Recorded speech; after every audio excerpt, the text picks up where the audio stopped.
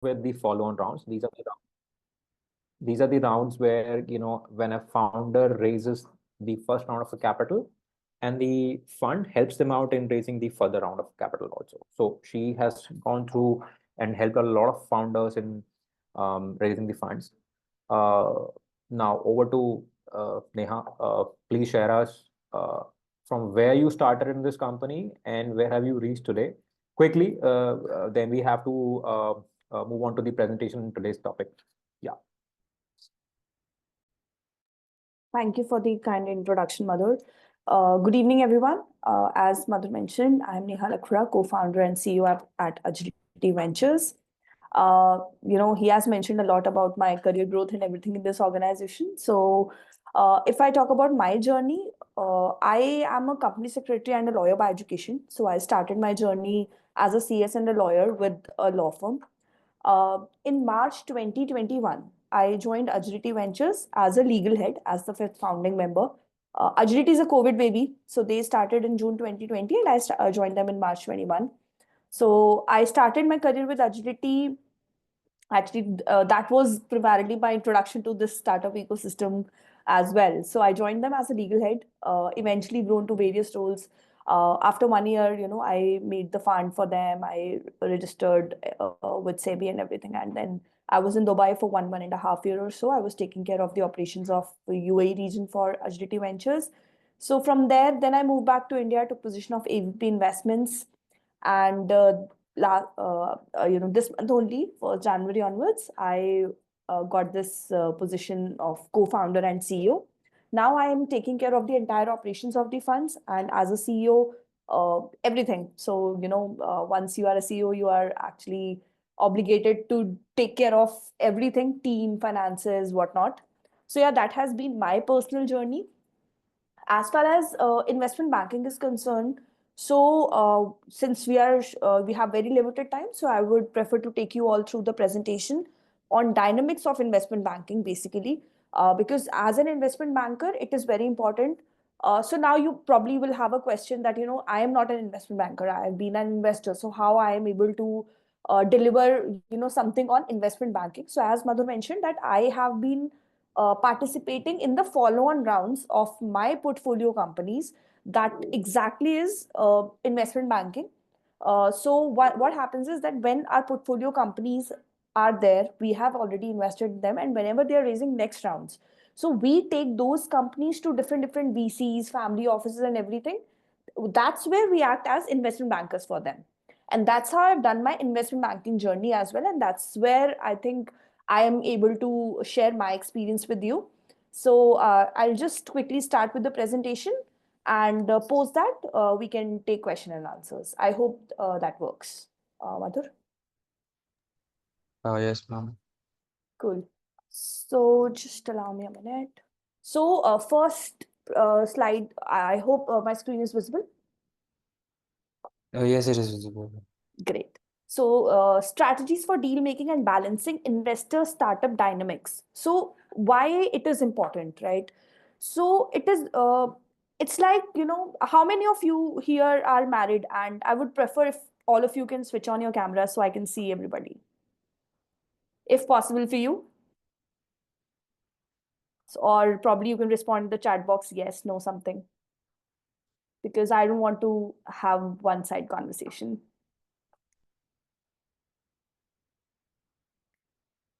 Okay, yes, yes. Looks like people are not interested to give answers. I'm not going to move without that. Thumbs up, yes, anything will work.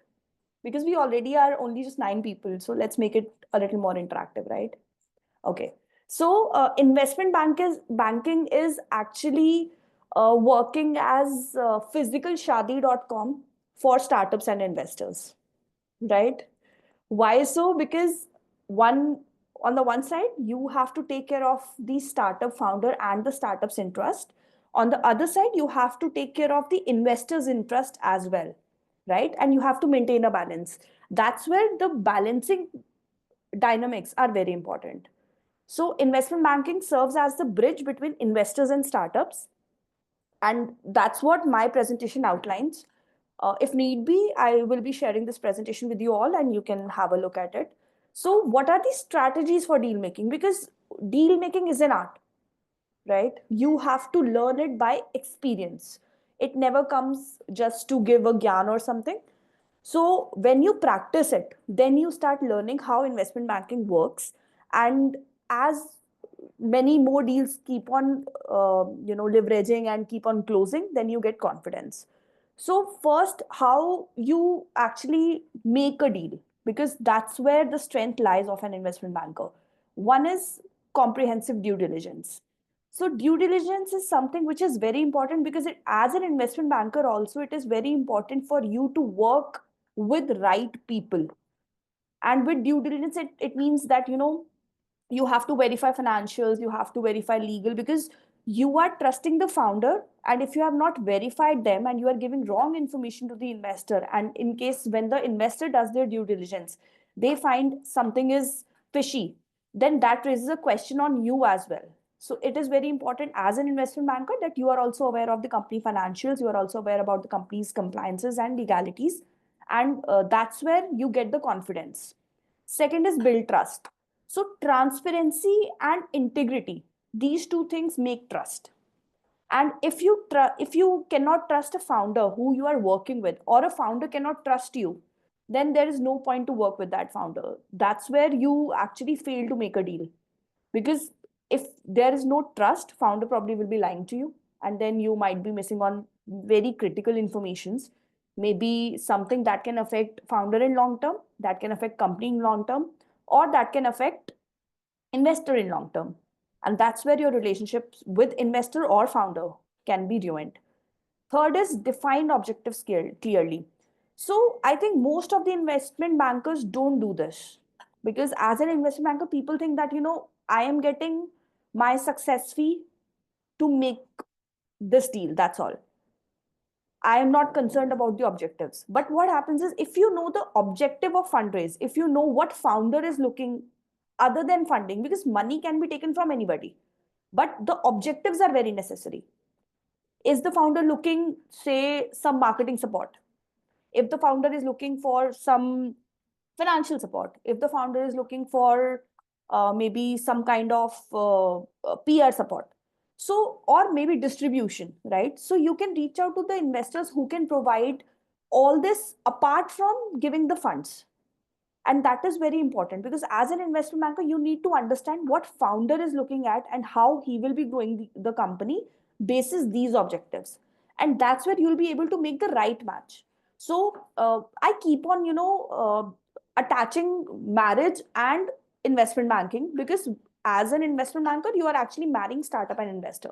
So for example, if I say that, a girl comes to you and she is working in a corporate, and she says, I will be marrying a person who is also working in a corporate, and you keep on giving her profiles of person who is in a government job, so will that girl be talking to you again? She'll block your number. In the same way, if a founder is saying that I want this kind of investor who actually gives me leverage, who actually takes limited rights and gives me flexibility to work, or the investor has told you that, I need a company uh, who has done, say, around 50 lakhs ARR, who is raising pre-series A, and you are giving him a company which is at pre-seed stage, so investor will not keep patience with you. So that's where defining the objectives clearly is very important. Next is valuation accuracy. So why valuation accuracy is important? Because we all have seen that, in 2021, in 2022, valuations were super high. And that's where in 2023, 2024, corrections are being made. And आज तक we are facing difficulties for the companies to raise funds जिन्होंने already उस time पे raise किया था, because their valuations were very high. Now they are doing down rounds. And down round usually is not treated good for the company. So it is very important to know the valuation accuracy. Is the valuation actually correct? Because founder can ask, see, if a founder has, say, 2 lakhs MRR, he can say कि मुझे 100 crore की valuation चाहिए. Basis what? So you have to benchmark it. Sometimes you will get benchmarking within India. sometimes you will not get benchmarking within India. Then you have to find out internationally, and then you have to uh, drop it down to the Indian scenarios. So benchmarking with the industry, benchmarking with various financial models, that's what is important for the valuation accuracy. Last and the most important aspect to make a deal is negotiation skills. As an investment banker, you need to have negotiation skills, because if you cannot negotiate for a founder or for a startup, then probably you won't be successfully closing a deal. And negotiation is something, it's people actually usually uh, say that they have negotiation skills, but where they treat dominance as negotiation. That's completely wrong, because if you are in a position to dominate somebody, then that's not negotiation, that is forcing. So negotiation means win-win for everybody. So when you are negotiating for a investor or for a startup, so investor negotiates on the rights, right? Investor negotiates that valuation should be less. uh, Investor negotiates that they need a board seat, they need a say in all the board meetings. These kind of negotiations investor do, while startup wants that I want to do my business and I want that flexibility. So startup will say that hey, I won't be giving the board seat. So now this is a situation which can be a deal breaker. Investor wants a board seat, startup doesn't want to give a board seat. So you have to find a midway, that is board observer. So you can offer the startup and the investor that instead of getting a director board seat, you be a board observer. And in case you face, your rights are getting impacted, then only you say. Otherwise, let them do their business, because founder knows their company more than anything else. They are breathing in out only their company. But as an investor, we work with so many companies. So we are not breathing that company.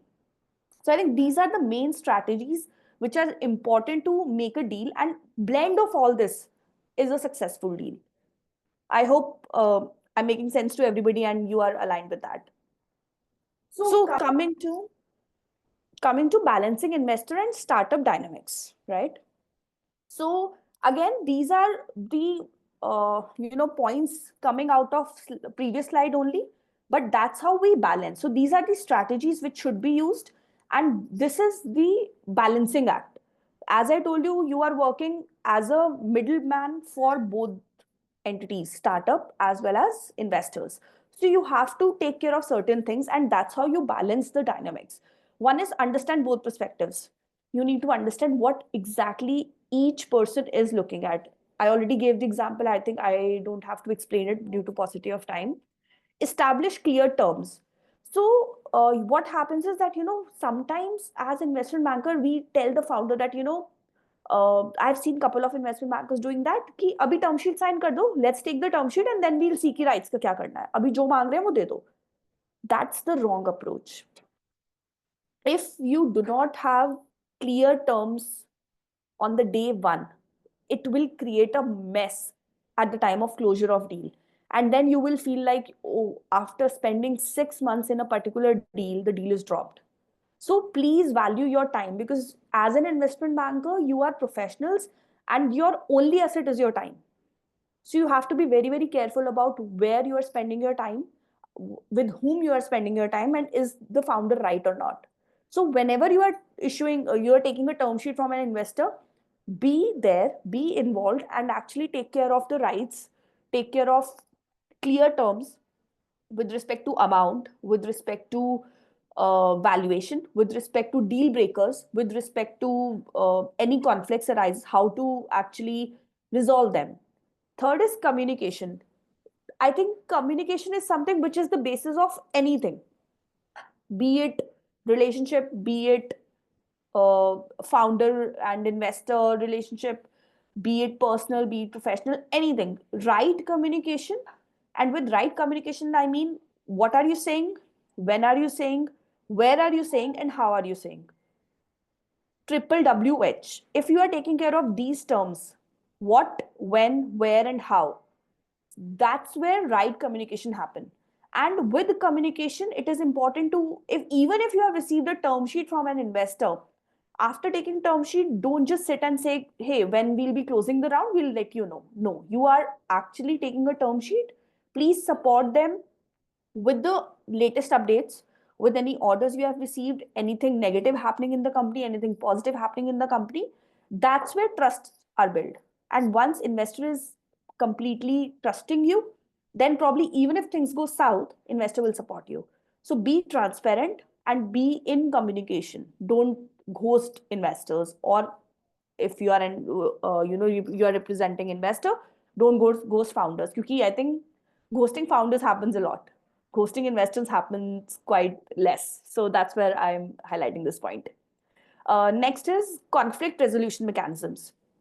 So usually what happens is, we when we issue term sheets, or when we do SHAs, when we do documentation, we usually forget, in case any conflict happens, then what happens. So, and this happens with the within the founder and co-founder relationship also. In a co-founder founder agreement, there usually people don't do these kind of agreements कि founder co-founder में agreement ही नहीं है. But it has to be there in case अगर कोई conflict हो जाता है, कोई problem हो जाती है, founder और co-founder के बीच में कुछ disagreement हो जाता है, one founder wants to leave the company, how the conflict will be resolved. So as an investment banker, please, when you do the due diligence, please take care of this point as well, that all the conflict resolution mechanisms are already there. As an investor and a founder relationship also, please take care whenever SHA is being signed, then conflict resolution mechanism is there. In case uh, investor takes a right that I will be giving only 1 day notice to do the inspection.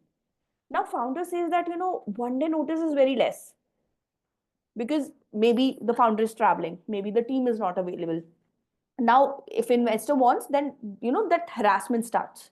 So to maintain a balance, take at least 7 days notice.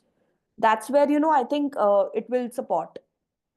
Last, long term vision. So when you are acting as an investment banker and you are taking a startup at an early stage, it is better to discuss their long term vision and try to have an agreement wherein you will be helping them in the further rounds also, subject to obviously their growth, their progress, everything.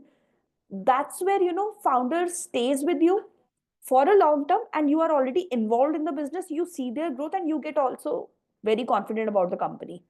And as an investment banker, you will have different stages of investors, and you can reach out to them at different times. So for the same company, you when they are at the seed stage, you probably will be going to angel funds. When they are at pre-series A stage, you probably will be going to micro VCs. When they are at series A or series B kind of stage, you'll be going to macro VCs. So that's where, if you can do, if possible, right, please do the agreements for a long term and stay in touch with the founder, because when you help a founder at the seed stage, they respect you, they understand you, and you already know the founder, you already know the company, and now take regular updates from them, be in touch with them, understand what they are facing difficulties, support them, guide them. And since you are also coming up with an experience, because you if you are an investment banker, you probably have some kind of professional degree, maybe CA, CS, LLB. Support them in your area, help them grow, and that's where long term visions and relationships are built. Tools and techniques. So these are basically the tools which are important. One is financial models. As we discussed in the previous slide, that valuation accuracy is important. So how to define valuation accuracy? This is the tool, financial models. So DCF, discounted cash flow method, comparable analysis, these kind of financial models you can use to evaluate the financial valuation accuracy. Data rooms. Data room is very important because you are talking to a couple of investors for a single deal. Now, every time sending data one by one document over email is messy, and you are actually giving access to critical documents of an organization to investors who probably will not invest. So make a data room on the server and give the link to the data room to the all the investors. Let them know this is the data room available, there is the data. And once the investor says yes or no, remove the access. And that's where data is protected. Next is communication tools. So obviously regular meetings, communication, progress reports, what is happening in the company is very important. Legal documentation, as I mentioned, establish clear terms. So legal documentation plays a great role, because legal terms or clear terms are established in a document form, which is legal documentation. And market analysis. So you, as a investment banker, it is your duty to support the founder as well as investor to give them the right price. So you, if even if you love the founder, you cannot ask for haywire valuation, because founder investor is not a bewakoof person who doesn't know what's going on, what's the multiple, right? And even if you love the investor, you cannot actually demean the founder and give low valuation. So you have to maintain a balance, and you have to be true to both the entities, because you are working for both, and that's where you as an investment banker become a brand. Importance of relationship building. I know this is something which is not exactly strategy or something, but I think this is very important aspect, because investment banking happens on the basis of relationships only. And to build a long term partnership, you have to attend events, you have to do networking, you have to be presentable, you have to be present in events, so that people know you, who you are, what you do, how you do. And your customer should be your brand ambassador as an investment banker, because if you're working with good founders get you good founders only if they have good experience with you. So that's where these tools are important. So build long-term partnerships, networking, reputation management, and shared success. So celebrate milestones. As I mentioned, have a long-term agreement with them, discuss on long-term basis, and celebrate the success with them. So I think these are the important aspects, and these are the dynamics which are important. I think that's where I will conclude my presentation with that. Effective deal making requires a balance of strategy, that's what we have discussed, communication and trust. By understanding the dynamics of investors and startups, investment bankers can create value for all stakeholders, fostering sustainable partnerships. I think with this I will close my presentation now, and I am open for any questions you have. So thanks, Neha. Thanks for sharing such a deep information in just a quick presentation. It's very tough, to create these kind of presentations. Also, collating a lot of data into a couple of slides. So my one quick thing, like if you can share any of your sort of a case study or any deal that you recently closed, or you closed it. I mean, quick in about 2-3 minutes, 5 minutes, if you can share it, like so that the students can get to know that so you get the pitch deck. From the moment you get the pitch deck, right, and the closure, right, that could be the one you can share it, or the follow-on thing, right? Like you already have a founder and you help this guy in raising his further round from other investors. So that's a typical investment banking role that you might have played, right? So we can share it, what are the 3-4 things that you did it, or the investment banker that goes on. So we'll understand much more, and then it'll be open for questions. Yeah.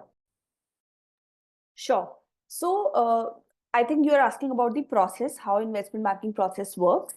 So, even if I'm doing a follow-on round or I'm taking a fresh deal, firstly, we have to see that sometimes, when a founder comes to us, they tell us that our pitch deck is not ready even, because they don't know how to make a pitch deck. So we have to support them there as well.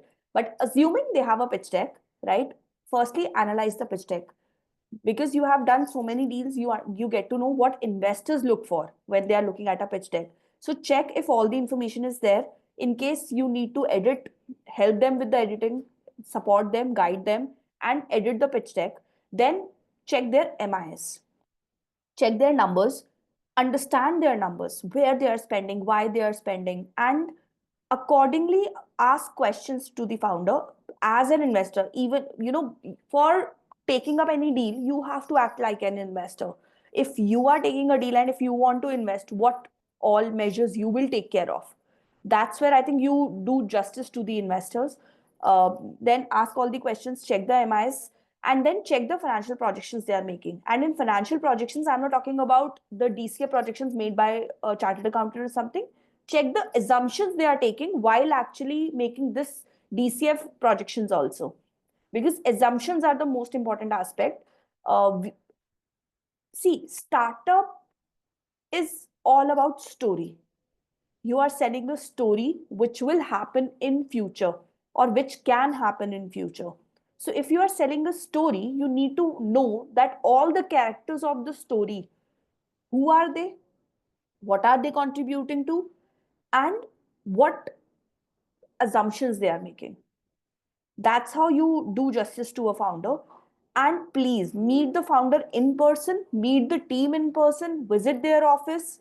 These are the prerequisites before you take up a deal. Once you have taken up a deal, make a one pager, make a short note, make a key highlights of the company, and then make a list of all the investors you think that will be interested in this kind of deal. Because nowadays investors are sector specific instead of more of sector agnostic.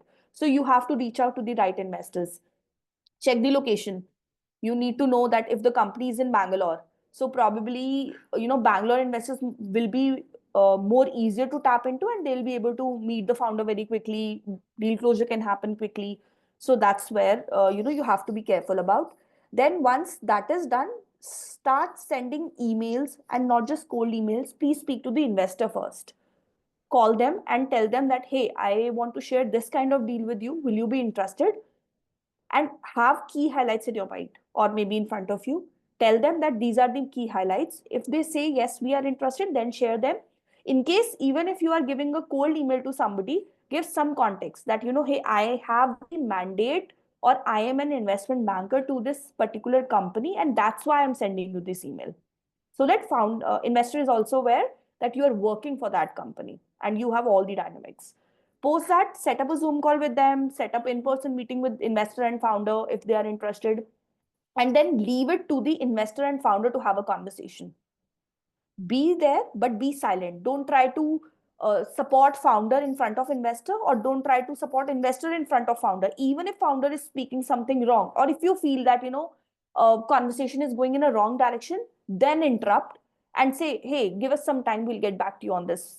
I think there's some confusion.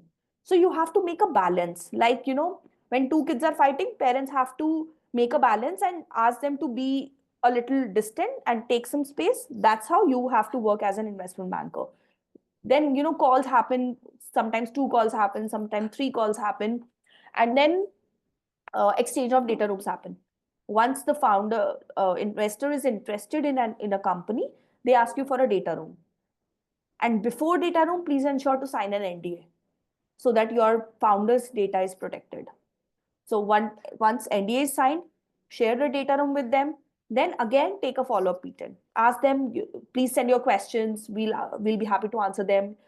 They can ask you questions in writing. They can ask you questions over call. Once everything is done, then please tell them that, these are the timelines we are looking at. So once you have the first call and the investor is interested, please ensure you give the timelines. ऐसा नहीं हो कि investor की timeline हो 6 महीने में close करने की, आपको चाहिए 30 days में. And then as soon as you get any commitments, any soft commitments, hard commitments, keep on updating the investor that, hey, we are getting this term sheet, we have got this soft commitment of so and so amount. And that's where things happen. Then plan a visit to the site, go with the investor if possible. If not, then make a WhatsApp group, let them coordinate. Be there and be an observer for a while. Don't just keep pinging the investor or the founder. Give them some space, some time. And then when everything is sorted, SHA happens, legal due diligence, financial due diligence happen, and that's where deals happen. So I think that's the process I usually use. The only catch here is it needs a lot of patience, because sometimes you won't be hearing anything from either party for a long time, maybe 10 days, 15 days or so. But ask them, how much time do you need? I think asking, and as I mentioned, communication is the key. So asking right questions at the right time with the right mode is very important. So ask them. Sometimes founder might be not responding you. Then you have to message the founder that, is there any emergency? Is there something which is bothering you, or you are not interested to work with the investor? Should I, say no to the investor? Should I buy some time for you? That's where deals happen. So for me, I think the last deal I was working on, and that was a very big deal, I think it took me more than 8 months to get the first term sheet. So that's the kind of patience you need, and you will have that kind of patience only when you are trusting the founder and you trust the company. Otherwise, after 1 or 2 months, you will say कि यार मुझसे नहीं हो रहा, let's leave and work on another deal. So So I really wanted to share one interesting stuff quick on a very quick thing, and then it'll be open for the questions. So when I started, the first call, I arranged a meeting with Cyrus Mistry, right? I can recall this thing now, right? This was a food tech startup based out of Ghaziabad, right? I planned the meeting. I spoke to their team and everything onto it. I met them, met the founders and all. So Cyrus Mistry was onto the call and the founder didn't came, right? So it was so I mean, later on it was so funny, but at that time it was so embarrassing, right? The founders are there, the investors are there, and the founder is not picking up the call. And then later on he said, "Sir, I forgot I slept actually," and then the phone was on the silent mode. Right. So, in the startup ecosystem, when you, as an investment banker, helping founders and raising the fund, it's a different sort of a nuisance that you got to manage. It is sometimes very unprofessional, sometimes it is very professional. So you got to, maintain and manage a lot of uh, combinations. And yes, like she mentioned about the communications. You need to communicate both the sides. What is happening at the back. So yeah, okay, cool. So we already gone past 30 minutes. So let me know if you guys have got any questions. Please go on. Yeah, so thank you for the session, ma'am. Thank you, sir. Uh, am I audible? Yeah. yes, you are. So I wanted to know, like, okay, we were talking about investing. So, like, what happens to, like, what kind of investors are interested in companies like, which have been having losses for over a lot of period of time? For example, Paytm.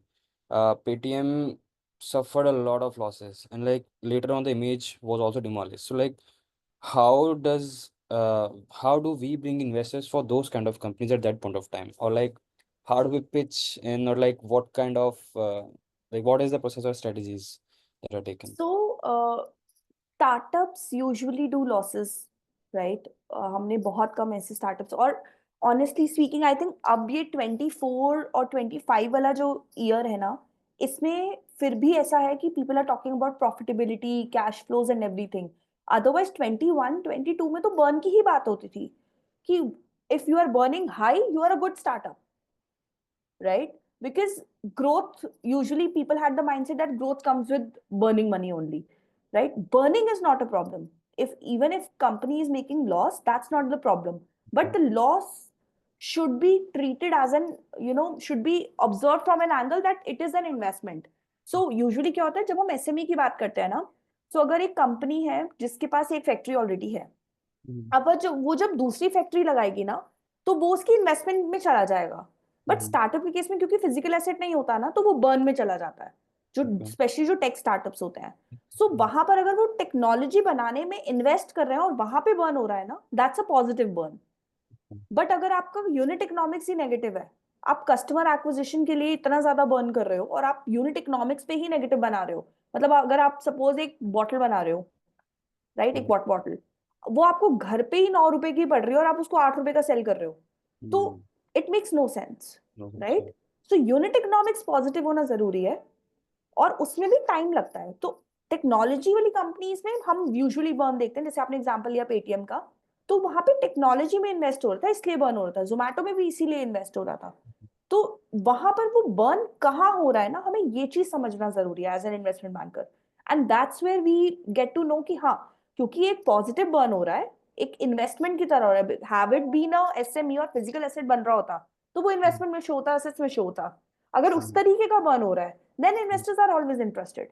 But अगर unit economics पे burn हो रहा है, customer acquisition पे, marketing पे burn हो रहा है, उसका रिटर्न वैसा नहीं आ रहा है. Then it's tough. मार्केटिंग में बर्न भी गलत नहीं है, but it has to be very very carefully, otherwise तो आप कितना भी बर्न करते रहो. डिजिटल मार्केटिंग पे जितना ज्यादा बर्न करोगे उतनी ज्यादा प्रेजेंस होगी और उतने ही ज्यादा कस्टमर्स आएंगे, बट वो कस्टमर्स आपको ओवरऑल वैल्यू क्या दे रहे हैं, क्योंकि वो एलटीवी रेशियो तो होना चाहिए ना कुछ. So that's what is important. There was one more question, like I'm not aware, like we get in investors and we also have to make an exit for them. So like how do, what is the process, or like how do we make an exit for the investors, and what is the right time, like what is the process? If you could enlighten in a bit.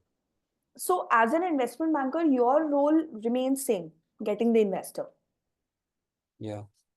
right? आपका role actually सिर्फ investor लाना ही है. जैसे जैसे company की stage change होती है ना, वैसे वैसे ये एग्जिट वाला ऑप्शन निकलने लगता है.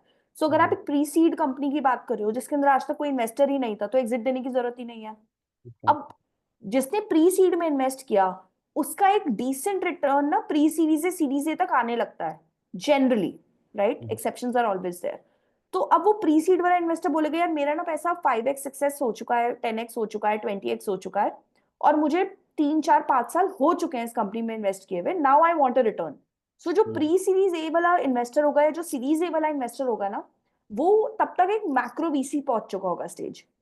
तो यूजुअली क्या होता है, जो मैक्रो वीसीज होते हैं ना, they prefer to have a clear capital because they want to have good holding in the company. सो वहां पर यूजुअली जो डील्स बनती है, सपोज 10 करोड़ का राउंड है, तो उसमें से 7 से 8 करोड़ प्राइमरी में जाएगा और 1 से 2 करोड़ जो है ना वो सेकेंडरी में जाएगा. एंड वो जो सेकेंडरी डील होती है ना, दैट्स कॉल्ड एग्जिट. Okay. और वो यूजुअली उन्हीं को दिया जाता है जो स्टार्टिंग के एंजल इन्वेस्टर्स होते हैं, प्री सीड इन्वेस्टर्स होते हैं, सीड इन्वेस्टर्स होते हैं. और जैसे जैसे कंपनी की सीरीज बढ़ती जाती है, या फिर वो आईपीओ में चली जाए, दैट्स अनदर थिंग, बट अगर सीरीज बढ़ती जाती है तो जो पुराने इन्वेस्टर्स होते हैं वो एग्जिट लेते रहते हैं. और यूजुअली सेकेंडरी के अंदर प्राइमरी से थोड़ा डिस्काउंटेड वैल्यूएशन होती है. तो अगर कंपनी की वैल्यूएशन प्राइमरी की अगर 100 करोड़ है, तो आई थिंक 15 20 अप टू 30% भी डिस्काउंट कई बार होता है. बट जिस बंदे ने अगर सपोज कंपनी में इन्वेस्ट किया 10 करोड़ की वैल्यूएशन पर, अगर उसको 70 करोड़ पे भी अगर मिल रहा है, तो उसके लिए तो 7x होता है. Sometimes. So that person is happy to take an exit. That's where these blended, this is called blended deal. Primary और सेकेंडरी का जो कॉम्बिनेशन होता है उसे बोलते हैं blended deal. So series A, pre series A, series be kind of stages पर ये ब्लेंडेड डील्स होते हैं.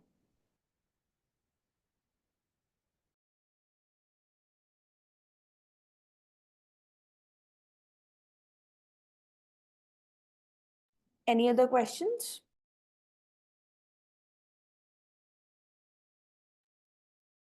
Okay, I believe got no more questions. Cool. So, thank you guys. Thank you very much, Neha, for spending time and giving all sort of insights and the complete process. How does this complete thing works? And investment banking is not easy. Guys, it's tough job to do it. Everything is tough. Nothing is easy. Whatever you want to do it, as an entrepreneur or somebody who wants to help entrepreneurs in some of the other way, right? It's tough to do it. But yeah, if you understand the process, like these kind of sessions that you guys are having it, understanding a lot of processes from different people who have gone through this, who have done this, who are already doing these kind of deals, it'll be fairly easier for you to quickly shift your strategies to close the deals. So this will help you I'm sure for this thing. So this might be tough, but when you have multiple strategies, you can actually shift one to the other and close the deals. So yeah, all right. So thank you, Neha. Thank you very much for spending the time and sharing all sort of information. Thank you very much, guys. We'll see you again for the next session. All right. Bye bye. See you. Thank you, sir. Thank you, ma'am.